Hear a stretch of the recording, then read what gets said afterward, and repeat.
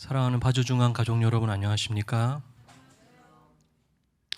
2022년 파주중앙교회 재직연합 수련회 드디어 내일 11월 19일 20일 동안 이루어지겠습니다. 광릉 수목원 교회에서 있습니다.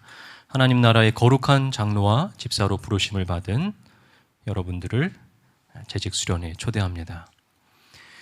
내일 참석하시는 분들은 예배가 끝난 후에 바로 예배당에 남아주시면 좋겠습니다.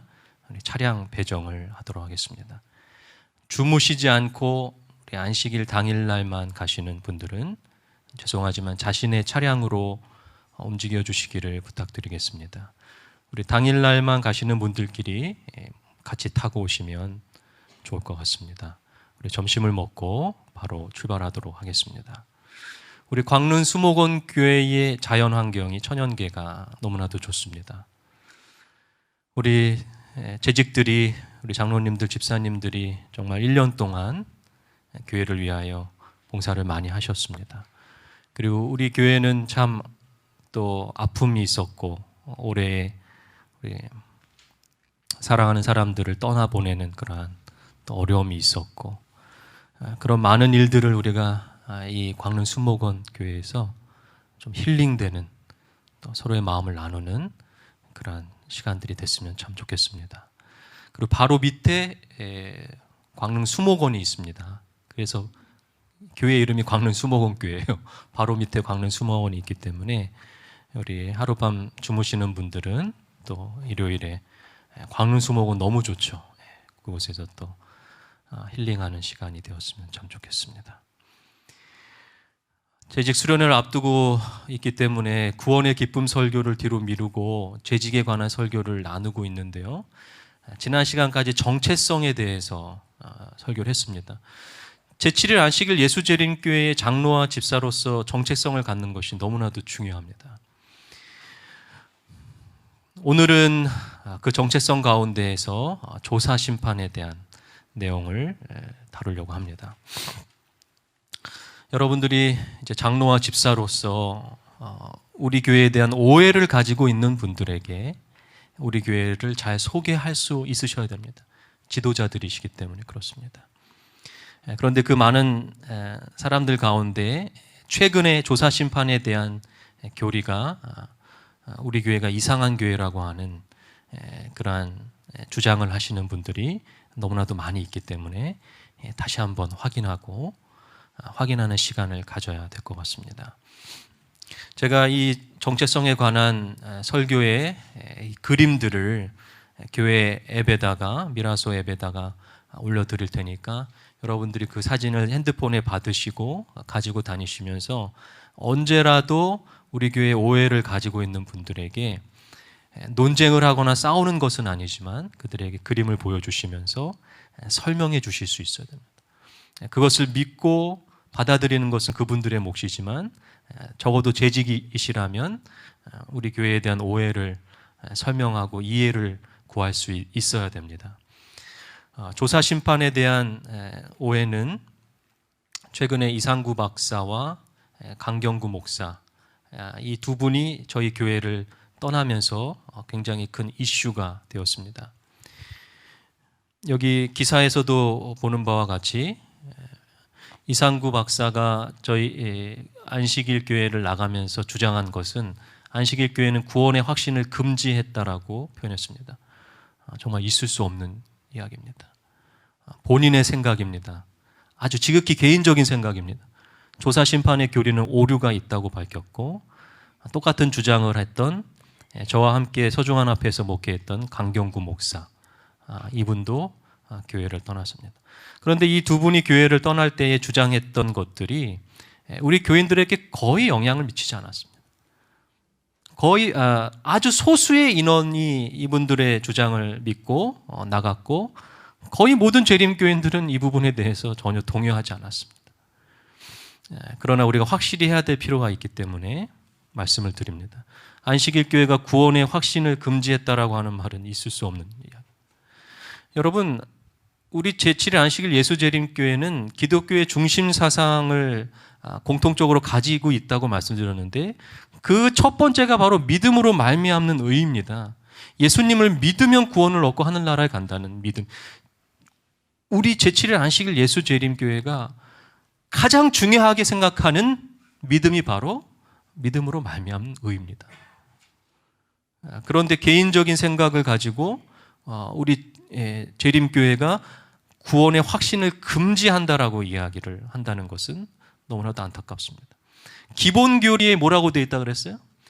기본교리 28개의 재림교회의 신념을 기록해 놓은 책에 보면 우리는 그리스도를 믿는 믿음을 통하여 마음은 성령으로 체험을 입는다. 하나님의 은혜의 선물인 이 동일한 믿음을 통하여 회개하는 죄인은 의롭다 하심을 받는다 라고 적어 놓았고, 우리는 그 믿음을 가지고 살아가고 있습니다.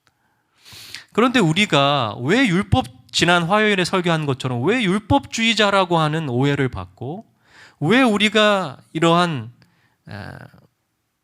분들의 오해를 받고 교회를 떠나가는 소수의 사람들이 있을까라는 것입니다.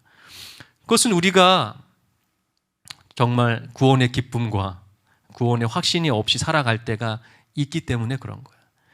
교회가 잘못된 것이 아니라, 교리가 잘못된 것이 아니고, 우리 성도들의 삶 가운데에 구원의 확신과 구원의 기쁨이 없이 살아가는 몇몇 성도들의 모습을 바라보면서 이러한 사태가 벌어지게 되는 것입니다. 그래서 우리가 구원의 확신과 구원의 기쁨을 갖고 살아가는 것이 얼마나 중요한 시대인지를 우리가 알게 되는 거예요.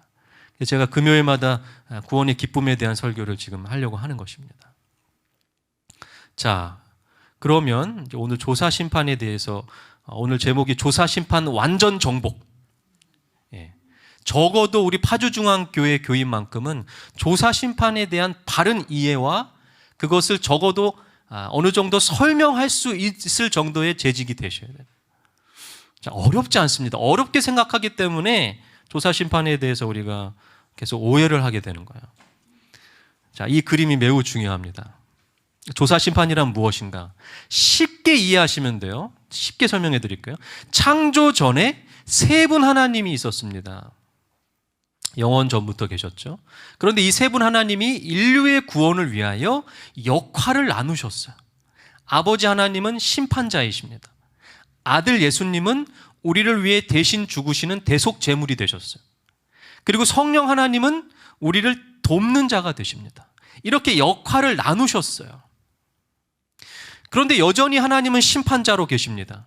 그리고 여전히 성령 하나님 우리를 돕고 계십니다.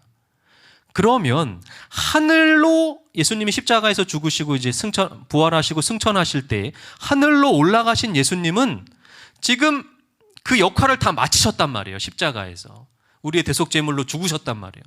그러면 지금 하늘에서 뭘 하고 계시냐 이거예요. 이것을 설명하는 게 조사심판이에요. 여러분 이해되셨습니까?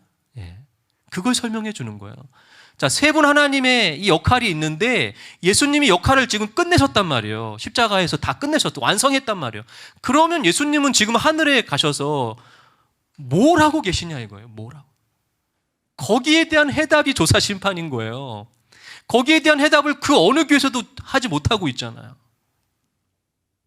그래서 조사 심판, 재림전 심판이라고 이야기하는 거예요.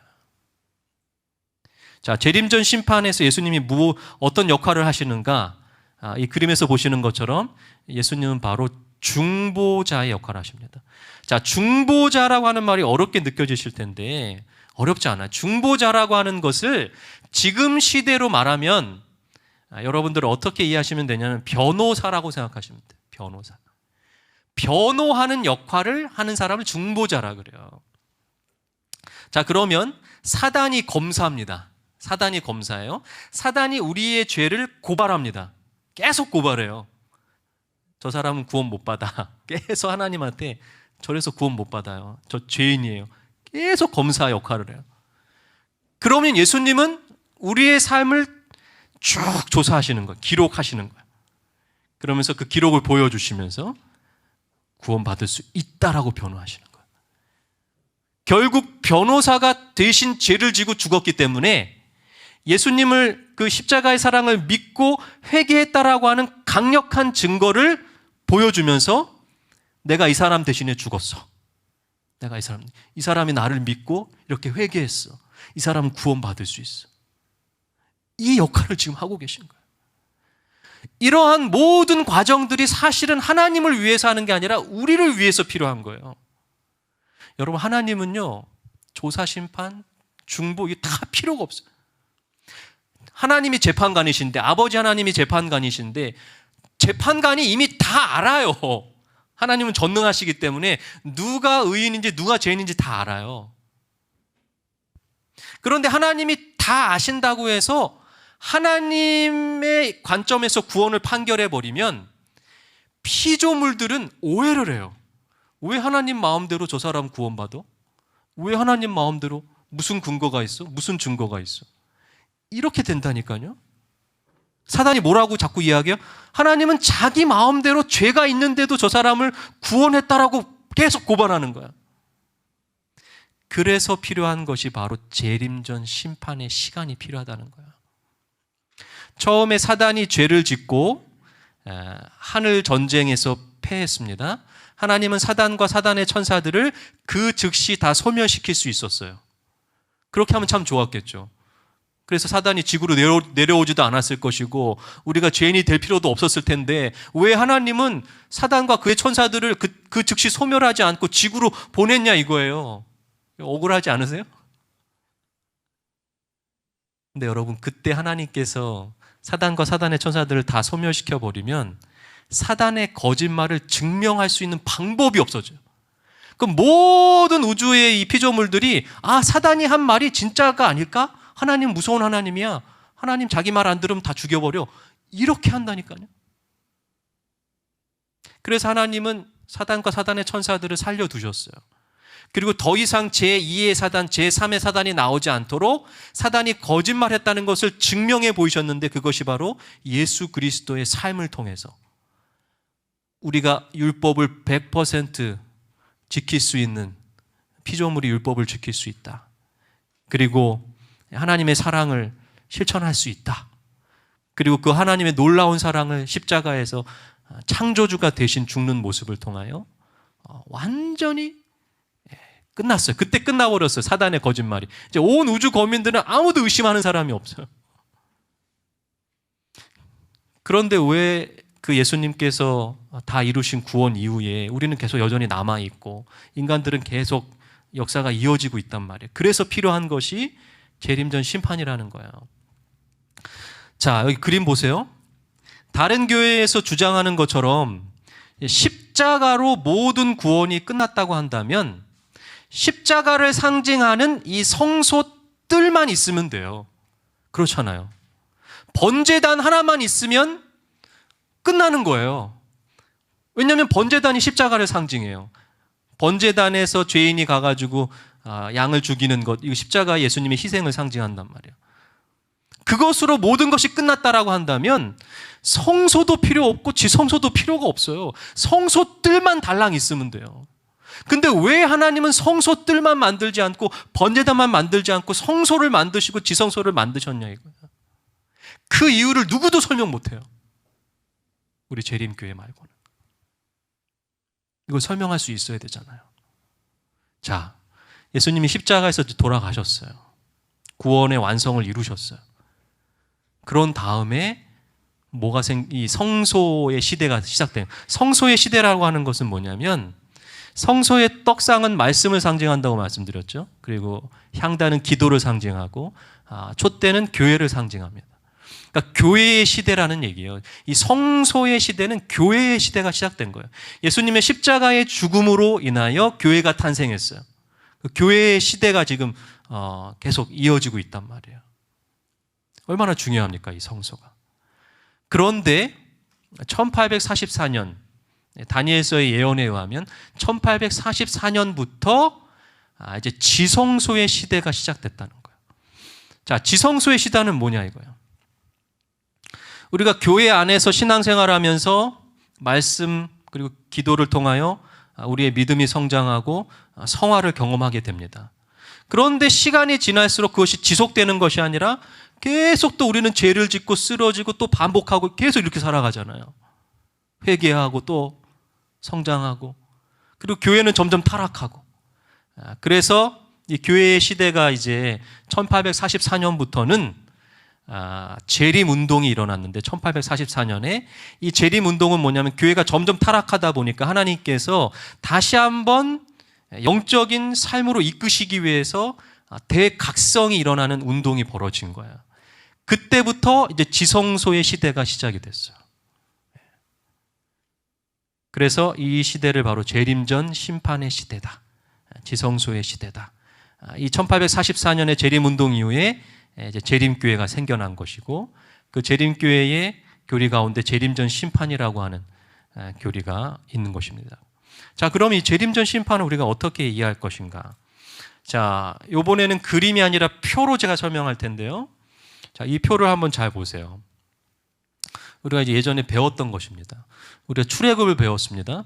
출애굽은요, 이스라엘 백성이 이집트에 나와서 가나안으로 가는 이야기인데, 이것은 영적 이스라엘인 그리스도인들이 죄의 세상에서 벗어나서 하늘 가나안까지 가는 방법을 우리들에게 알려주시는 것이다라고 제가 설명했습니다. 그런데 이 출애굽의 이야기가 그대로 성소와 일치한다고 말씀드렸어요. 그러니까 성소는 작은 출애굽 안에 작은 출애굽이에요. 그래서 출애굽의 이야기 가운데 하나님께서 성소를 만들게 하셨단 말이에요. 정확하게 일치해요, 이 내용이.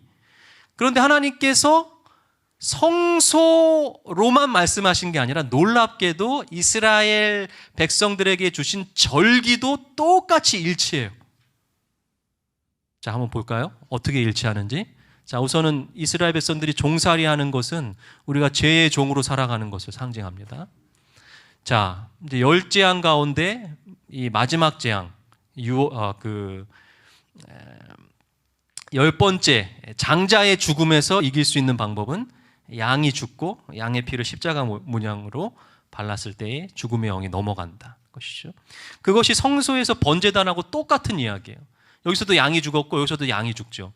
근데 그 절기가 바로 유월절이에요. 유월절에 또 양이 죽잖아요, 그죠? 이 10번째 재앙에서 구원을 얻은 백성들을 기념하기 위해서 나온 절기가 유월절인데, 이 세 가지가 바로 예수님의 십자가의 그 구원의 사역을 설명하는 거예요. 그러면 만약에 하나님께서 십자가로 모든 구원의 계획이 끝났다면 이스라엘 백성은 10번째 재앙을 거친 다음에 바로 가나안에 가야만 해요. 그렇잖아요. 그리고 번제단만 있으면 돼요, 성소는. 그렇잖아요. 십자가가 다 끝이라면. 그리고 절기는 유월절만 있으면 돼요. 그런데 그렇지 않잖아요. 자, 10번째 재앙을 이스라엘 백성들이 경험한 다음에 바로 가나안 간 게 아니에요. 가나안이 매우 가까웠어요, 이집트하고. 근데 하나님은 홍해로 내려가게 하셨어요, 홍해 쪽으로. 왜 그랬을까? 우리가 십자가의 믿음으로 구원을 얻은 다음에 그 다음에 경험해야 될 신앙의 경험이 있다라고 하는 것을 알려주시는 거예요. 홍해. 그리고 홍해와 똑같은 경험이 바로 성소의 번제단 바로 앞에 있던 이 물두멍이에요. 그리고 무교절과 초실절이 바로 침례를 상징하는 거예요. 거듭남. 자, 지금 시간이 없기 때문에 자세히 설명은 못하지만 여러분들 나중에 한번 좀 이 표를 계속 보시면서 여러분들 연구를 좀 해보세요. 제 절기는 좀 자세히 설명을 해야 되는데 나중에 기회가 있으면 성경절을 제가 찾아드리면서 설명해 드릴게요. 자, 홍해, 물두멍, 무교절, 초실절, 침례. 이 무교절이라고 하는 것은 누룩이 없는 빵을 먹는 것이고, 초실절은 첫 곡식을 드리는 거예요. 이것이 바로 예수님의 십자가의 죽음과 부활을 상징하는 절기예요. 그래서 이 거듭남을 상징하는 것이 무교절, 초실절인데 이렇게 일치하죠, 그죠? 그런 다음에 홍해를 건넌 다음에 또 바로 가나안에 간 것이 아니라 광야로 들어갔습니다. 광야. 그래서 물두멍에서 제사장이 손을 씻은 다음에 성소에서 그 이 성소 뜰에서 이제 성소로 들어가요. 성소로 들어갑니다. 이 절기는 뭐냐면 오순절이 있고 난 다음에 뭐가 탄생되냐면 교회가 탄생됩니다. 정확하게 일치하잖아요. 성경에서 광야는 교회를 상징하고 또 이 성서는 이 교회 시대를 상징하고 오순절 이후에 이제 교회가 그 떡상 분향단 말씀과 기도, 교회의 시대란 말이에요. 성소의 시대. 그런데 여기서 끝나는 것이 아니란 말이에요. 출애굽은 여기서 끝나고 바로 가나안에 가죠. 그런데 성소에서는 또 하나가 있어요. 지성소가 있어요. 그러니까 이 계속 확장돼요. 똑같은 구원에 대한 이야기지만 출애굽의 이야기에서 없는 것이 성소에 있고 성소에 없는 것이 절기에 또 있어요. 계속 확장돼요. 이 세 가지 삼중으로 하나님께서 중요한 기별을 주셨는데, 구원의 계획을 알려주셨는데, 그것이 성소에서 절기에서 또 하나씩 확장됩니다. 성소에서 지성소, 그리고 절기에는 나팔절과 대속제일이 있습니다. 그래서 우리 지성소의 시대에 살아가고 있어요. 제가 아까 그림에서 1844년에 재림운동이 이제 시작됐다 그랬죠. 재림운동 이후에 이제 조사심판에 대한 그 기별을 우리가 깨닫게 됐어요. 그것은 대속제일과 일치되는 거예요. 자, 나팔절은 대속제일이 온다라고 하는 것을 나팔로 알리는 것인데, 그것이 바로 1844년에 재림이 올 것이라고 하는 것을 알리는 재림운동의 성취란 말이에요. 그 대속제일은 조사심판을 상징해요. 대제사장이 1년에 한 번 지성소로 들어갈 수 있는, 1844년에 예수님께서 우리들의 제사장이 되신 거예요. 자, 이거 좀 자세히 설명해야 되는데 오늘 제가 짧은 시간에 다 맞추려고 하니까 좀 어려움이 있지만, 자, 이 그림을 한번 좀 계속 살펴보시고요. 자, 또 하나의 중요한 조사심판에 대한 이해를 도울 수 있는 예수님의 비유가 있습니다. 자, 이 비유를 지금 다 읽지는 않겠고 지금 시간이 없어서 마태복음 22장에 나오는 혼인잔치의 비유예요. 자, 혼인잔치의 비유 여러분 잘 생각해 보세요. 예수님께서 혼인잔치의 비유를 말씀하셨는데, 자, 여기 앞에 부분을 보면 천국에 대한 설명을 하면서 천국은 혼인잔치와 같은 거야 라고 설명했어요. 천국이라고 하는 것은 곧 재림을 의미하잖아요. 재림한 다음에 우리가 하늘나라에 가잖아요. 그러니까 재림에 관한, 재림 전에 관한 이야기를 굉장히 우리가 잘 이해할 수 있도록 해주는 비유가 바로 혼인잔치의 비유예요. 자, 혼인잔치의 비유에서 이 왕이 초청을 했죠. 근데 거절을 합니다.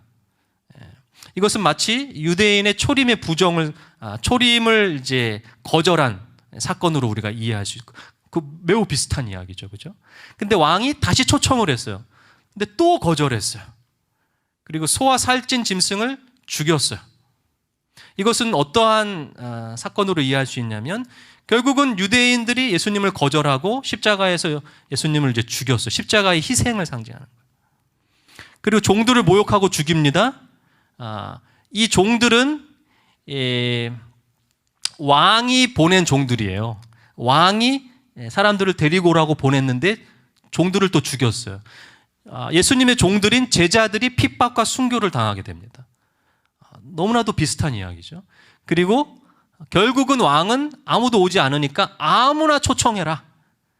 이것은 이제 예수님의 십자가의 이제 죽음 이후에 복음이 유대인들뿐만 아니라 이방인들까지도 다 퍼진 거예요. 그래서 다 구원받을 수 있게 처음에는 유대인들에게 주어졌는데, 그리고 나서 바로 어떤 사건이 있었냐면 잔치에 사람들이 왔는데 중요한 것은 왕이 예복을 입고 오라 그랬어요.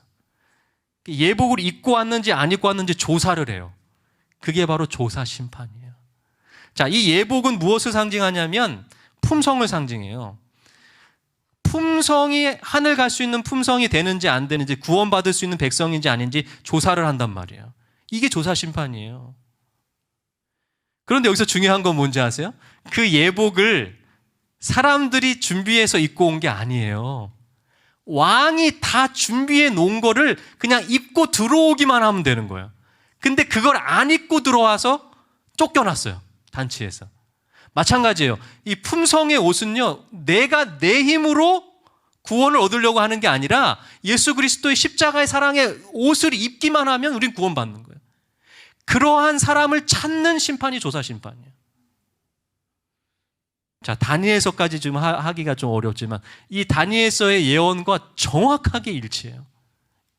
이 연도하고 정확하게 일치합니다. 나중에 한번 좀 시간이 될 때 좀 자세하게 할게요. 자, 그럼 이제 마무리를 하면서 여기서부터는 우리 삼육대학 총장님을 하셨던 우리 김기곤 목사님의 설교에서 제가 인용을 한 건데요. 자, 여기 보세요. 성경적인 근거를 제가 이야기하겠습니다. 다니엘 7장 9절부터 10절입니다. 내가 보니 왕자가 놓이고 옛적부터 항상 계시니가 자정하셨는데 그의 옷은 희기가 눈 같고 그의 머리털은 깨끗한 양의 털 같고 그의 보좌는 불꽃이요 그의 바퀴는 타오르는 불이며 불이 강처럼 흘러 그의 앞에서 나오며 그를 섬기는 자는 천천히요 그 앞에서 모여 선 자는 만만이며 심판을 베푸는 책들이 펴놓였다. 여기가 중요합니다. 심판을 베푸는 책들이 펴놓였더라. 책을 펴놓고 하나님이 기록을 하시는데 마치 변호사처럼. 하나님은 기록이 필요 없는 분이라고 말씀드렸어요. 우리 때문에 피조물들에게 증거를 보여주기 위해서 기록하시는 거예요. 그러니까 조사 심판은 하나님이 필요해서 하시는 것이 아니라 오직 인간들을 위해서 하시는 거예요. 이게 바로 재림 직전의 광경이에요. 이 장면이 온 우주적인 심판이 벌어질 것이라고 성경은 말하고 있어요. 자, 그런데 이 심판의 목적이 무엇이냐? 다니엘 7장 22절. 옛적부터 항상 계신 이가 와서 지극히 높으신 이의 성도들을 위하여 원한을 풀어주셨고, 이게 중요합니다. 원한을 풀어주셨고. 이 심판의 목적은 죄인을 찾아가지고 죽이려고 하는 목적이 아니라 의인들의 성도들의 원통함을 풀어주기 위한 심판이라는 거예요. 이게 변호사의 역할이잖아요. 억울한 사람들을 중보해 주는 거야. 변호해 주는 것이 예수님의 재림전 심판의 목적이라는 거예요. 자, 로마서의 바울은 이렇게 이야기합니다. 로마서 2장 16절. 나의 복음에 이른 바와 같이 하나님이 예수 그리스도로 말미암아 사람들의 은밀한 것을 심판하시는 그날이라. 바울은 복음에 대해서 설명하면서 복음이 곧 심판이다라고 말하고 있어요. 복음이 심판이다. 복음은 곧 예수님으로 말미암아 심판받는 것이라고 말하고 있어요. 그러므로 심판은 결코 무서운 소식이 아닙니다. 심판은 복음이에요. 좋은 소식이에요. 복음이 뭐예요? 좋은 소식. 여러분, 왜 심판이 좋은 소식입니까? 의인에게는 심판은 좋은 소식이에요. 내가 구원을 받을 수 있게 됐잖아요. 근데 악인에게는 무서운 소식이에요. 그럼 여러분들이 심판이 두렵다라고 말씀하시면은 여러분은 악인에 속해 있는 거예요. 의인은요, 심판이 두려우면 안 돼요. 심판이 기다려져야죠. 예수님으로 말미암아 구원에 대한 확신이 없고 기쁨이 없기 때문에 심판을 자꾸 두렵다라고 이야기하는 거예요. 자, 조사 심판에 대한 오해입니다. 자, 첫 번째 오해는요, 심판은 부정적인 것이다. 이렇게 말합니다. 하나님은 사랑의 하나님이시지, 지금 이상구 박사와 강경구 목사가 주장하는 거예요. 하나님은 사랑의 하나님이시지 심판하시는 분이 아니다. 날마다 우리의 언행을 살피고 그것을 기억하고 그러한 막 적고 막 무서운 하나님을 믿으면서 어떻게 구원의 기쁨이 있을 수 있다라고 신앙생활 하느냐 이렇게 비판했어요. 그래서 나는 재림교회를 떠난다 이렇게 말하는 거예요. 여러분, 심판이 구원의 기쁨을 결코 빼앗지 않습니다. 정말 오해하는 거예요. 정말.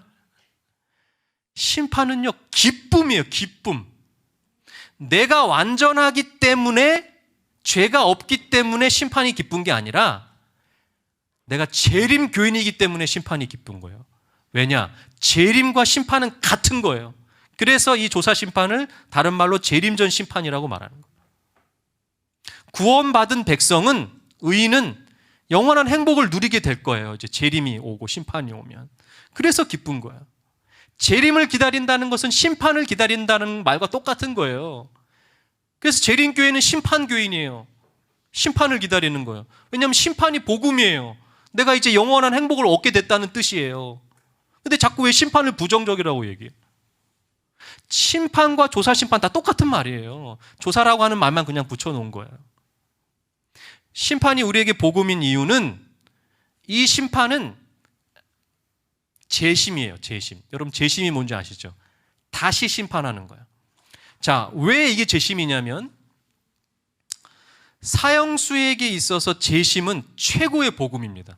자, 내가 사형 선고를 받았어요. 죽을 날만 기다리고 있는데 변호사가 나타나가지고 이 사람 뭔가 좀 잘못됐습니다. 조사가 잘못됐습니다. 이 사람 다시 조사했더니 죄가 없습니다. 그게 재심판이에요. 그죠? 살 수 있는 희망이 생겼잖아요. 그러니까 이 사형수에게 있어서 이 심판, 재심은 너무나도 기쁜 복음이에요. 자, 로마서에 보면 죄의 삭은 사망이라 그랬어요. 이것이 첫 번째 심판이에요. 이미 아담과 하와가 타락한 이후로 이미 우리는 심판을 받았어요. 의인은 없어요. 모두가 다 죄인이에요. 이미 우리는 죄인이라고 하는 선고를 받았어요.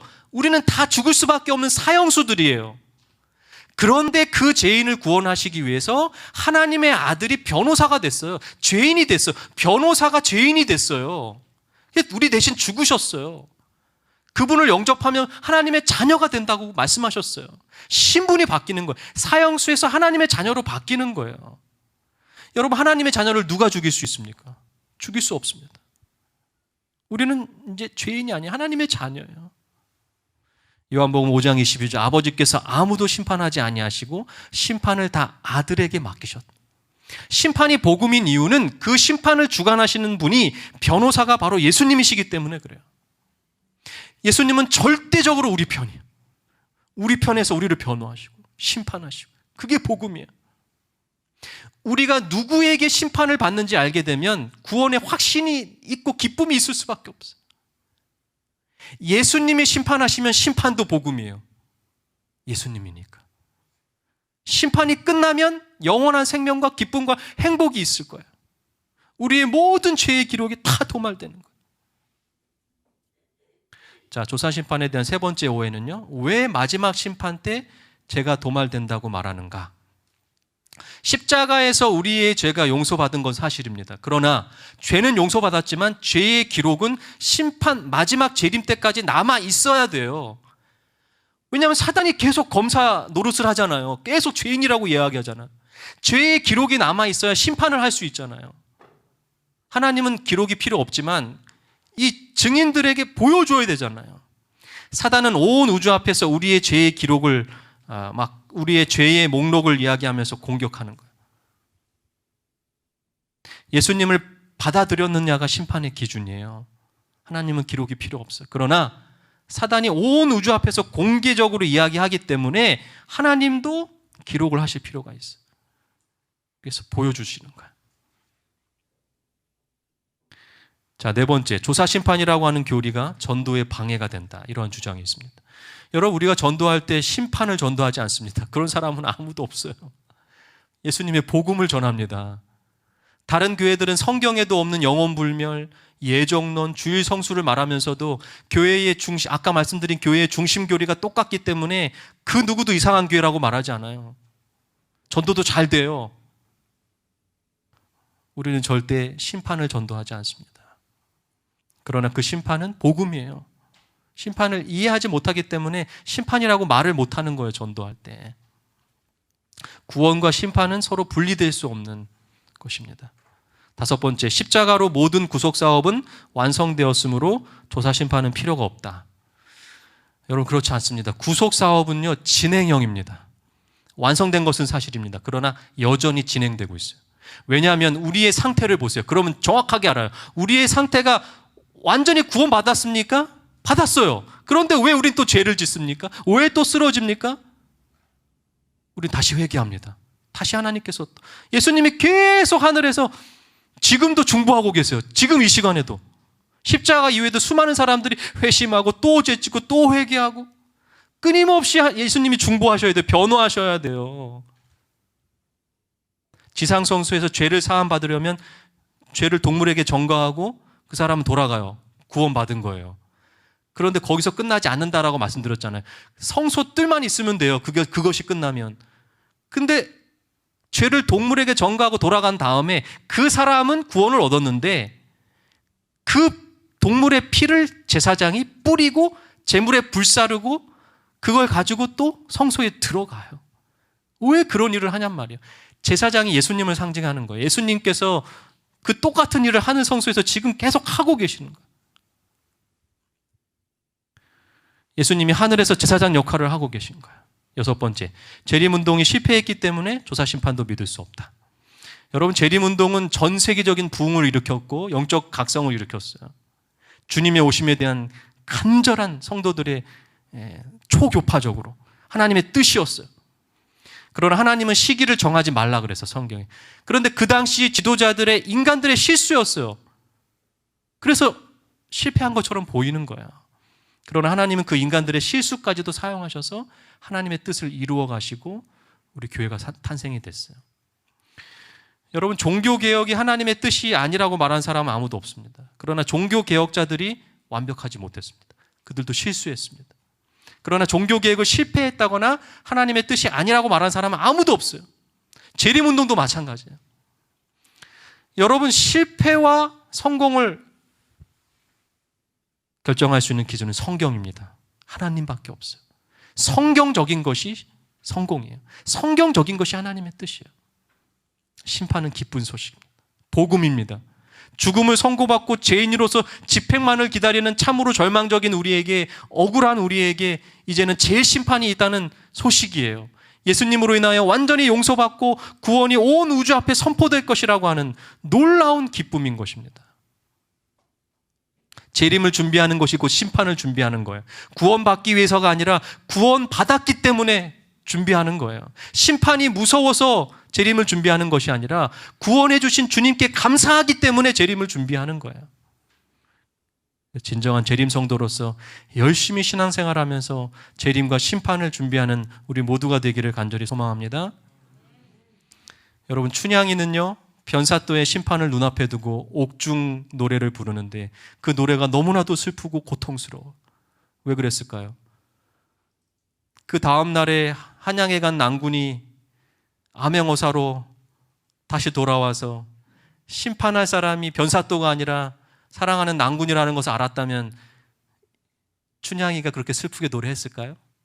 그렇지 않습니다. 감사와 기쁨의 노래를 불렀겠죠. 나는 이제 살았다. 여러분, 누구한테 심판을 받느냐에 따라 우리의 인생이 완전히 달라요. 우리가 누구한테 심판을 받는지를 정확하게 알아야 돼요.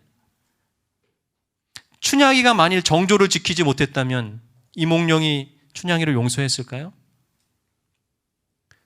이몽룡의 심판이 더 두려웠을 겁니다. 아마 변사또보다. 이몽룡은 용서하지 않았을 거예요. 그러나 여러분, 우리의 심판은 이몽룡이 하는 것이 아니라 예수님이 하시는 거예요. 예수님은요, 요한일서 1장 9절, 만일 우리가 우리의 죄를 자백하면 저는 미쁘시고 의로사 우리 죄를 사하시고 우리의 모든 죄를 사하여 주실 것이라 약속하셨어요. 그러므로 예수님이 우리의 변호사가 되시고 예수님이 심판하시면 그것은 복음입니다. 말씀을 마치겠습니다. 다 같이 일어나셔서 61장 함께 찬양하겠습니다.